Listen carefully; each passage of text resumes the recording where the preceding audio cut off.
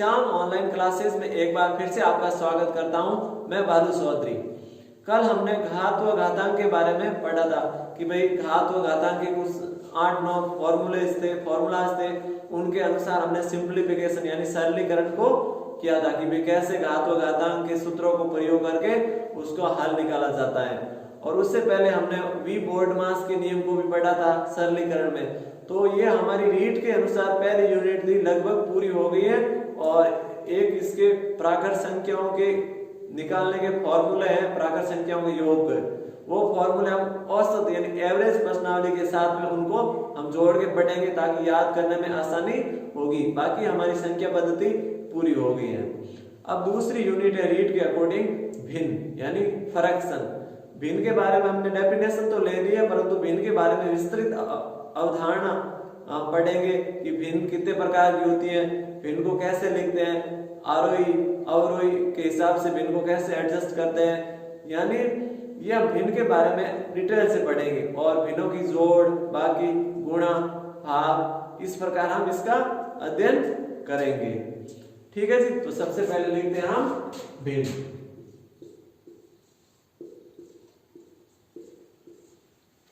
भिन्न यानी इंग्लिश में बोलते हैं फ्रैक्शन, यानी भिन्न इंग्लिश में बोलते हैं फ्रैक्शन। इसकी डेफिनेशन क्या है? जिस संख्या को हम अंश बटा हर के रूप में लिख सकते हैं उसे भिन्न कहते हैं। ये तो हमारी सिंपल डेफिनेशन हो गई। परंतु अंश व हर वो क्या होना चाहिए?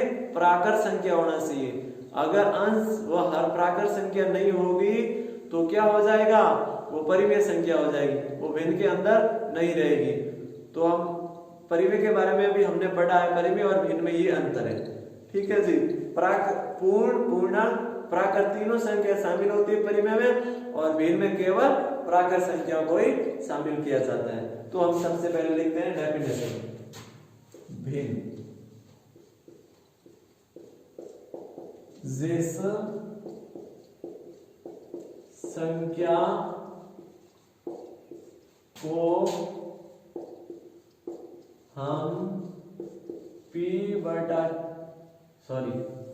जिसको हम अंश बटे हर,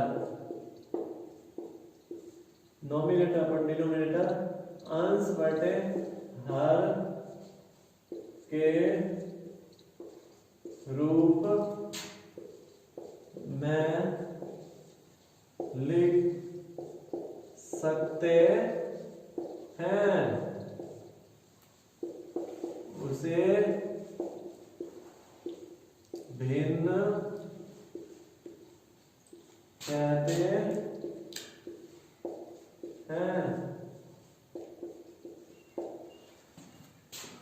परंतु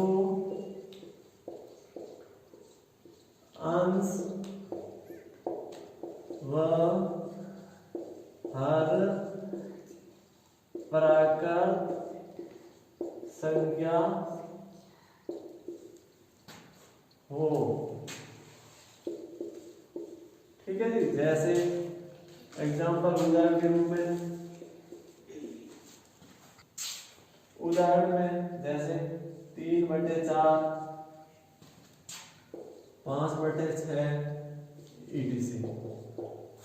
ठीक है जी।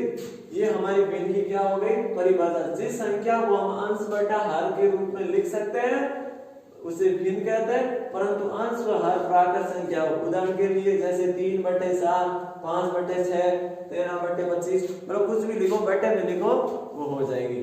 अगर हम इसको माइनस में 4/7 लिखते हैं तो क्या होता है? अंश व हर क्या होना चाहिए? प्राकृत संख्या होना चाहिए। तो ये पूर्ण संख्या हो जाती है, जिसका मतलब ये भिन्न नहीं है। ये कौन सी संख्या है? ये परिमेय संख्या है। ठीक है जी। अब इससे हम देखते हैं, ये तो भिन्न के बारे में हमारी डेफिनेशन हो गई और डेफिनेशन वैसे लिखवा रखी है। अब भिन्न के प्रकार लिखते हैं हम कि कितने प्रकार की भिन्न होती हैं। अब सामान्यतः भिन्न के 4 भाग होते हैं। सामान्यतः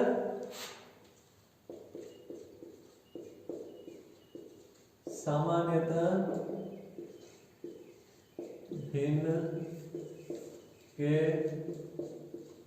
4 प्रकार होते हैं। सबसे पहले साधारण भिन्न।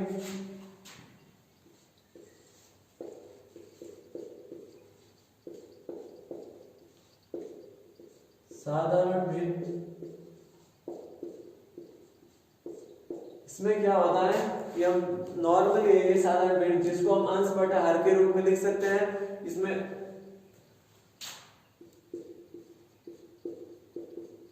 जिसको हम सामान्यतः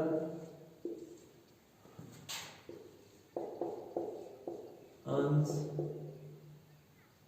बटा हर के रूप में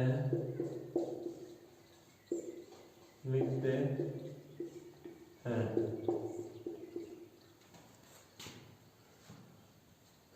जैसे एग्जाम्पल 7/8, 9/7, ये इस टाइप की होती है। ठीक है, साधारण भिन्न। दूसरी भिन्न है संयुक्त या मिश्र भिन्न। अब ये तो साधारण भिन्न जिसको हम सामान्यतः अंश बटा हर के रूप में लिख सकते हैं, जैसे 7/8, 9/7। अब ये दूसरी है संयुक्त या मिश्र भिन्न। अब संयुक्त या मिश्र भिन्न में क्या होता है, जिसको हम ऐसे लिखते हैं, इसके उदाहरण देख लीजिए। उदाहरण जैसे 7/3/7, इस टाइप में, इसको बोलते हैं संयुक्त या मिश्र भिन्न, यानी सहित। इसमें क्या होता है, बट्टे, इसमें तो होता है केवल बट्टे में, इसमें ये होता है 7/3/4, यानी 728, और इसको 31/4 होता है। तो इस टाइप इसके संयुक्त या मिश्र भिन्न, ये होती है संयुक्त या मिश्र भिन्न, इसको बोलते हैं। उसके बाद में थर्ड नंबर पे है उत्सित भिन्न।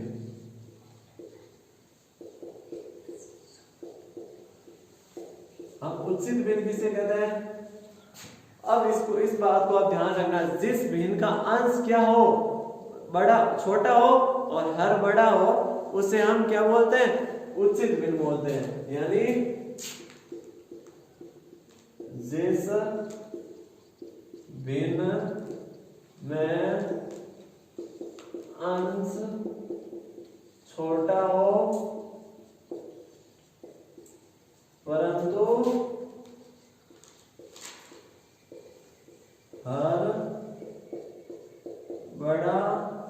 हो, उसे उत्सित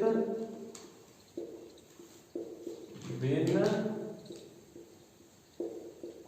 कहते हैं। अब क्या होता है, जिस भिन्न में अंश छोटा हो परंतु हर बड़ा हो, उसे उत्सित भिन्न कहते हैं। जैसे एग्जांपल में ले लेते हैं हम 7/9, 11/13 etc। एग्जांपल के साथ हम ले रहे हैं ताकि आसानी से हम इसको समझ सकते हैं। उसके बाद में अनुचित भिन्न। अब उत्सित का उल्टा अनुचित भिन्न हो गया। ठीक है जी। अब उत्सित भिन्न में क्या होता है, अंश तो होगा बड़ा और हर होगा छोटा। यानी अंश क्या होगा, बड़ा होगा और हर होगा छोटा। इसमें अंश छोटा था, हर बड़ा था। यानी अनुचित भिन्न उस भिन्न को कहते हैं जिस भिन्न में अंश तो होगा बड़ा, हर होगा छोटा, उसको हम अनुचित भिन्न कहते हैं। ठीक है। जिस भिन्न में अंश बड़ा हो तथा हर छोटा हो, उसे अनुचित भिन्न कहते है। इसके उदाहरण जैसे 7/3, 15/4, यानी इसमें अंश तो क्या होगा, बड़ा होगा, हर होगा जो छोटा होगा। इसको हम इस भिन्न के रूप में भी लिख सकते हैं, जैसे 2 सही 1/3, ये 7/3 को 2 सही 1/3 भी हम लिख सकते हैं। तो सामान्यतः ये भिन्न के प्रकार होते हैं, नहीं तो इसके अलावा आरोही अवरोही भी होता है, परंतु सामान्यतः बेसिकली इनके 4 भाग प्रकार होते हैं। सबसे पहला हमने पढ़ा था साधारण भिन्न, उसके बाद पढ़ा था संयुक्त भिन्न, फिर उचित भिन्न, फिर अनुचित भिन्न। अब साधारण भिन्न में क्या होता है, जिसको हम केवल नॉर्मल लिखते हैं, जैसे 7/8, 9/7, मतलब उचित और अनुचित दोनों प्रकार की आ सकती है, ठीक है, सामान्य से लिखते हैं। संयुक्त भिन्न में क्या होता है, इस टाइप लिखते हैं 7 से 3/4, ये संयुक्त या मिश्र भिन्न इसको कहते हैं, ठीक है। उसके बाद प्रॉपर यानी उचित भिन्न, और ये है इम्प्रॉपर है अनुचित भिन्न।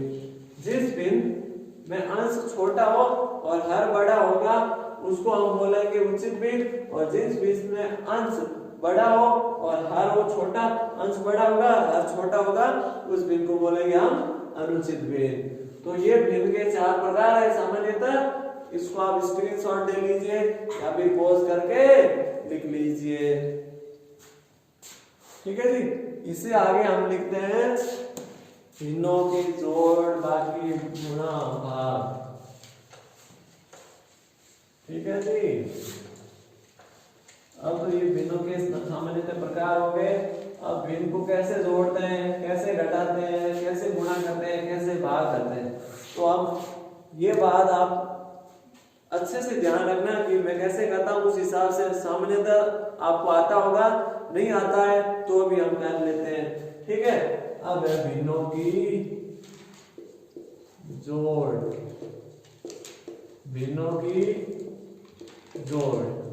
अब जोड़ के भी 2 एग्जांपल लेंगे, घटाव के भी 2 लेंगे, गुणा के भी 2 लेंगे, भाग के भी 2 ले लेंगे। भिन्नों की जोड़ जैसे 7/9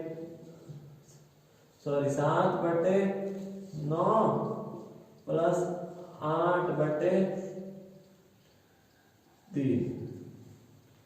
या फिर 7/8 कर लेते हैं, आपको आसानी होगी इसको करने में।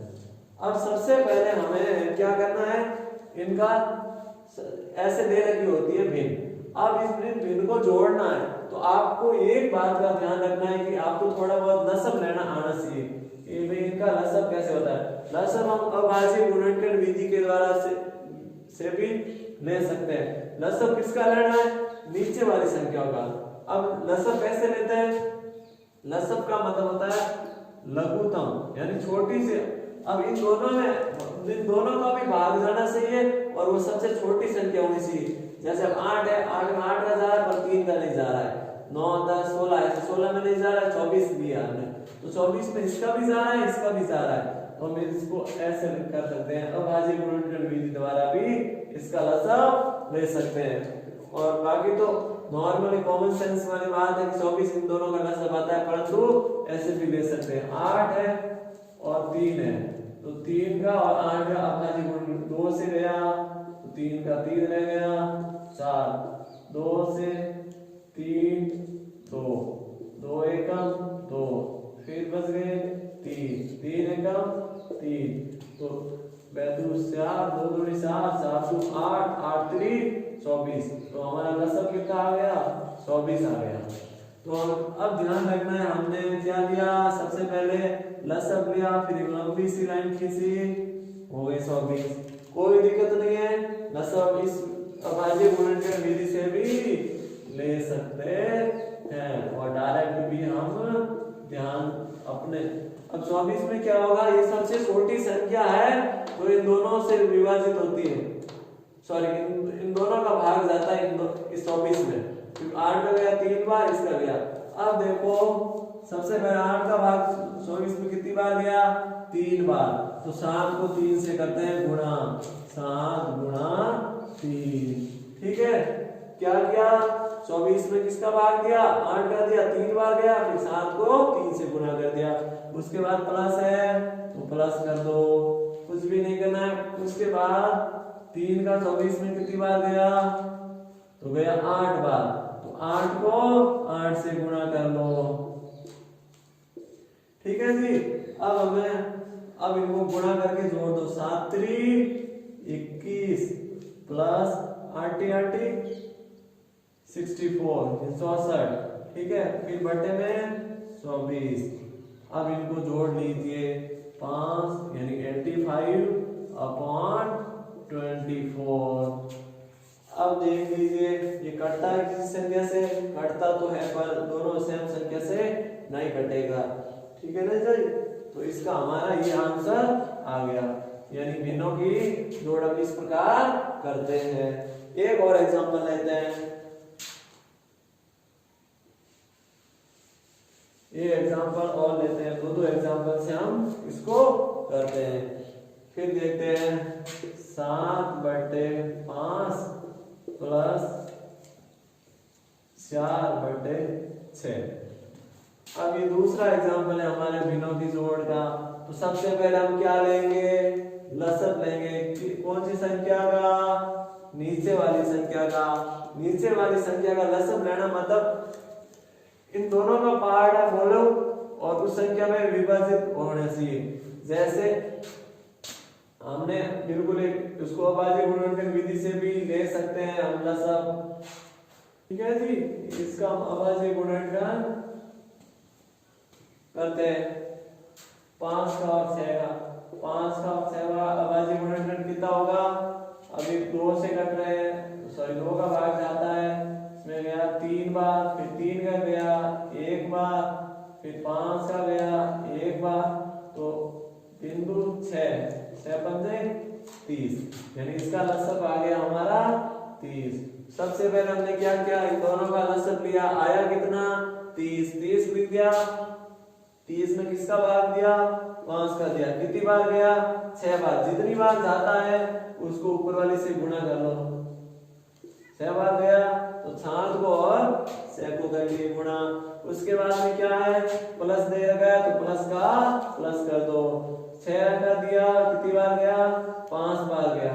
किससे गुणा करेंगे, 4 से। 4 गुणा 5 वो दीजिए। उसके बाद 7 को 6 को गुणा किया, आ गए 42, फिर प्लस 4 और 5 को किया, आ गए 20 बटे 30। कितने हो गए, 42 62 बटे 30। अब आप अच्छे से, जिसको जोड़ आती है उसको तो कोई बात नहीं, जिसको जोड़ कम आती है नहीं आती है तो अच्छे से स्क्रीनशॉट ले लीजिए। तीर के निशान से आप समझ सकते हैं और आप इसको नोट कर कीजिए,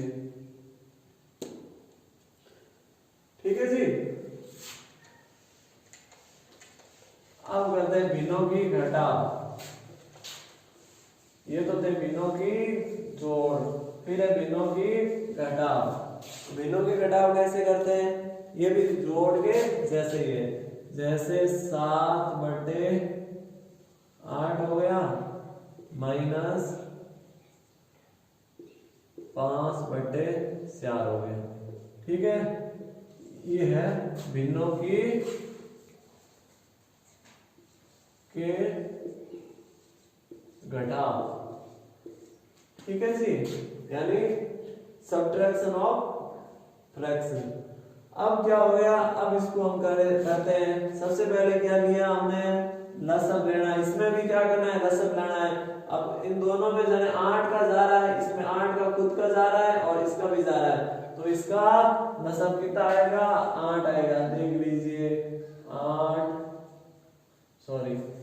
7 और 8 अभाज्य गुणनखंड विधि है, टुकड़े कर लो, 2 4 2 1 2 1 1 2 4 4 दूनी 8। इनका लसब कितना आया, 8 आया।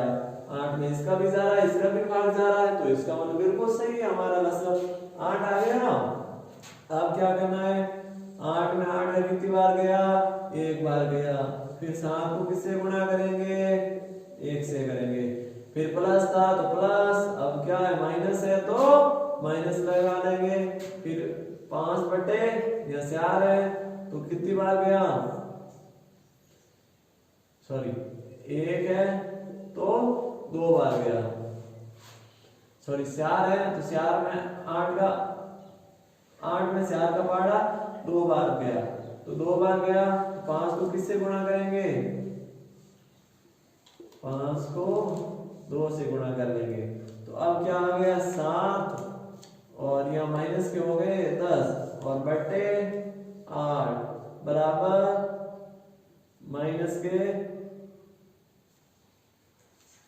3/8 आ गई। अब ये संख्या क्या थी, पीछे वाली बड़ी थी और आगे वाली छोटी थी, तो ये हमारा उत्तर किस में आ गया, माइनस में आ गया 3/8। अब अगली बार लेते हैं, अब आगे वाली संख्या को बड़ा लेते हैं, पीछे वाली को छोटा लेते हैं, ताकि हमारा उत्तर भिन्न में ही आएगा। अब ये हो गया, अब हो गया 12/6 और यहाँ हो गया -8/7। अब देखो ये दूसरी बाकी है, यानी दूसरा घटाव है, सब्ट्रैक्शन। अब इसमें भी क्या करना है, हमें लसब लेना है। लसब अभाज्य गुणनखंड की विधि से भी ले सकते हैं और हमारे खुद के कॉमन सेंस से भी ले सकते हैं। 42 इसका लसब आया, फिर भी कैसे आया कुछ लोग बोलेंगे, ठीक है जी।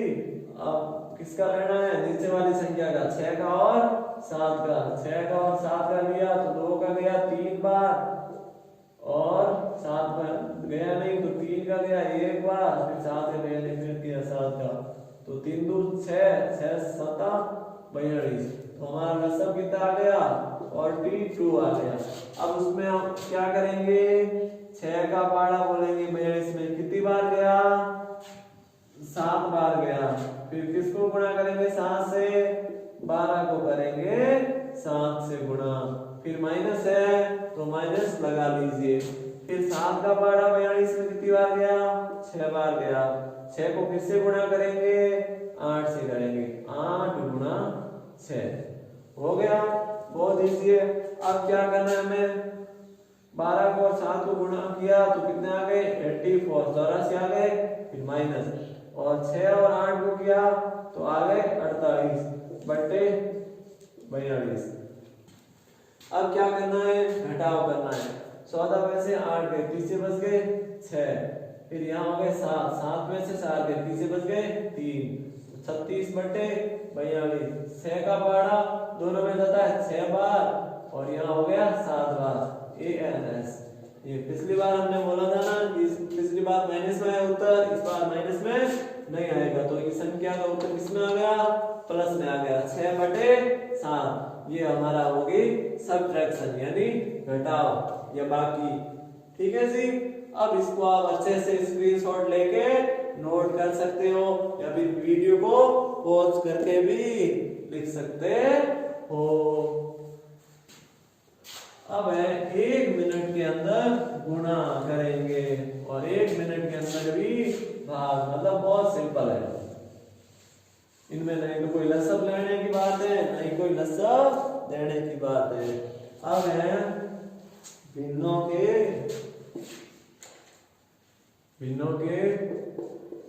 गुणा या भिन्नों के गुणन। अब क्या करना है, इसमें सबसे पहले कोई संख्या दे रखी है 7/9 गुणा 8/7, ऐसी कोई संख्या दे रखी है। दूसरी मान लो इधर दे रखी है 7/11 इंटू 12/10, इस प्रकार की संख्या हमें दे रखी होगी। तो अब भिन्नों के गुणा में क्या करना है, केवल ऊपर वाली संख्या को गुणा कर लो, नीचे वाली संख्या को गुणा कर लो, फिर इसको सॉल्व कर लेते हैं। बहुत इजी है, यानी ऊपर वाली संख्या को ऊपर वाली से गुणा, नीचे वाली संख्या को नीचे वाली से गुणा, फिर कट रही है तो काट दो, नहीं कट रही है तो बस वही उत्तर आपका।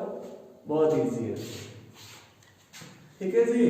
7 को और 8 को पाड़े तो आने से ये पाड़ मैं नहीं सिखाऊंगा, क्योंकि ये तो थोड़े बहुत आते होंगे 15-20 तक। तो